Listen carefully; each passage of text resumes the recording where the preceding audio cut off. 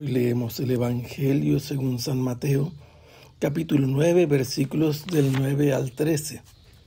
En aquel tiempo, Jesús vio a un hombre llamado Mateo, sentado a su mesa de recaudador de impuestos, y le dijo: «Sígueme».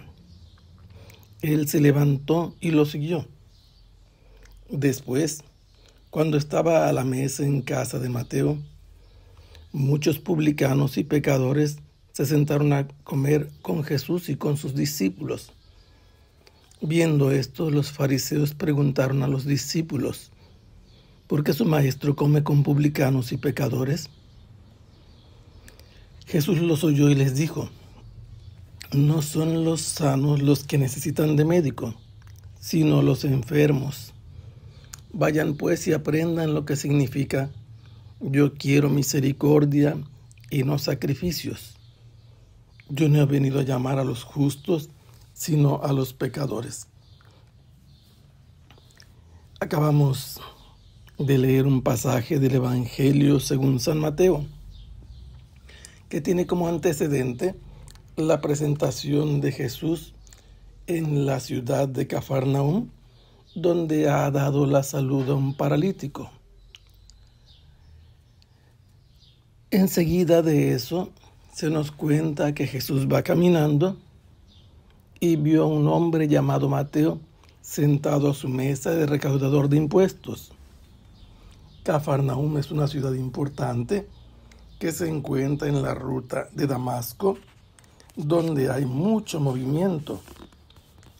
Este lugar es parte de la provincia de Herodes Antipas, pero confina con el límite de la tetrarquía de Herodes Filipo. Y cada que se pasaba una frontera, era obligatorio pagar impuestos, los derechos de tránsito y transporte de mercancías. Por eso, en ese lugar había publicanos o cobradores de impuestos. La palabra que se usa allí es telonio. Telonio es aquel que cobra lo que ha sido mandado como impuesto. Este hombre al que ve Jesús mientras va caminando, le pasa a un lado, tiene un nombre, se llama Mateo. Mateo es una forma breve de Matatías, que significa don de Dios. Es interesante saber que los otros evangelistas, Marcos y Lucas, lo llaman Leví, y aquí se le llama Mateo. Tengamos en cuenta que este es un escrito probablemente hecho por el mismo Mateo, y él decide ponerse ese nombre. Él se describe con el nombre Mateo y era normal usar dos nombres entre ellos. El sumo sacerdote de esa época se llamaba José Caifás, y algunos otros llevan dos nombres, como una moda, como una costumbre. Y este Mateo al que Jesús ha visto, en el que ha posado su mirada, se encuentra sentado a su mesa de recaudador de impuestos. Está en su trabajo, no anda perdiendo el tiempo, no anda vagando. Y Jesús, habiéndolo visto, le dice: sígueme. Es una escena bastante parecida a la de la llamada de las dos parejas de hermanos, Santiago y Juan, Simón y Andrés, que también estaban desempeñando sus oficios de los que vivían. Y la invitación es a seguirlo, a caminar detrás de él. Significa, ante todo, aprender de Jesús como maestro, aceptar a Jesús como maestro. Y esto es una invitación muy importante.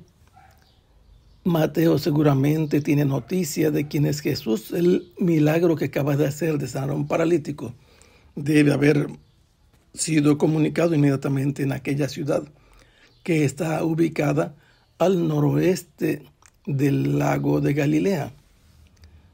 Cuando escucha la invitación de Jesús, Mateo no vacila,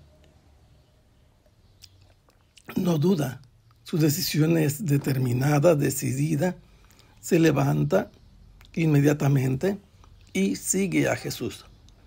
Tenemos que decir que los recaudadores de impuestos, muchos de ellos trabajaban para otros, porque el Imperio Romano subastaba las franquicias del cobro de impuestos cada año y los mejores postores eran los que adquirían el derecho de cobrar impuestos. Los publicanos, por lo tanto, trabajaban al servicio de un jefe de publicanos, como en el Evangelio de San Lucas se nos habla de Zaqueo. Habiendo sido invitado por Jesús, se levantó y lo siguió. E inmediatamente se nos cuenta que después en la casa de Mateo había un banquete en el que participaron muchos publicanos y pecadores, y Jesús estaba allí. Los publicanos los hemos ya definido como gente que cobra impuestos, lo establecido por los derechos que deben pagarse. Pero ellos alteraban las medidas oficiales porque ellos tenían la medida oficial de longitud, de peso o de otros tipos. Y además ellos tenían los aranceles o las tarifas estipuladas y cobraban lo que ellos querían, algunos para resarcirse en caso de que no lograran recuperar en el curso del año la cantidad invertida para poder cobrar todo esto. Pero al final esto era un fraude oficial, protegidos por la ley. Y como el emperador era un rey que se consideraba Dios, además eran traidores a la patria y por esa razón son considerados también pecadores. En esa casa de Mateo había muchos de ellos, colegas, amigos, es a quienes ha invitado aquel que trabajaba en lo mismo.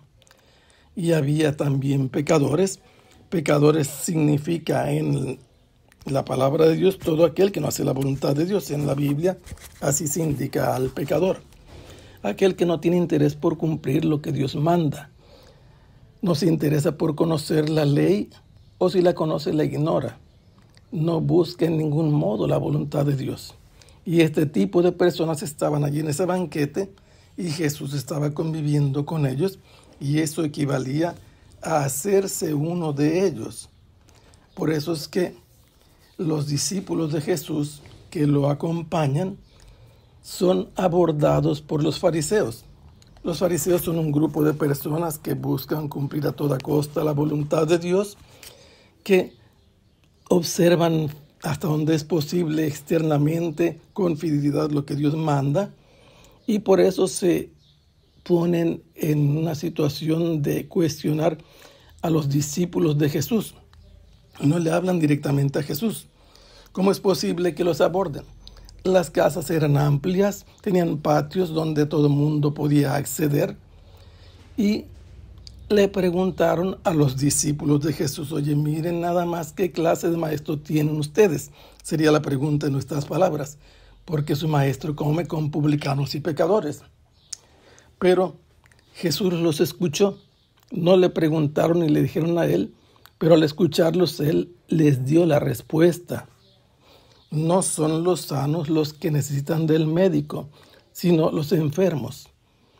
Jesús está describiendo la situación de pecado como una enfermedad, como una situación de debilidad, pero además de necesidad.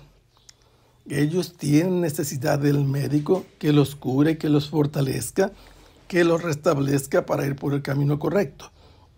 Por eso Jesús les dice que Él está allí porque sabe que estos pecadores están enfermos de pecado y Él como médico los está ayudando a sanarse.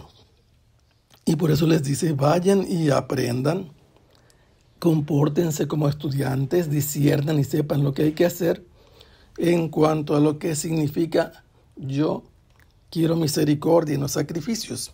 Esta es la palabra del Señor que el profeta Oseas ha dicho y por eso ellos tienen que pensar que Dios prefiere en primer lugar que se comporten misericordiosamente y que no estén buscando precisamente cumplir la voluntad de Dios solo en lo estrictamente sacrificial en el culto y en el templo.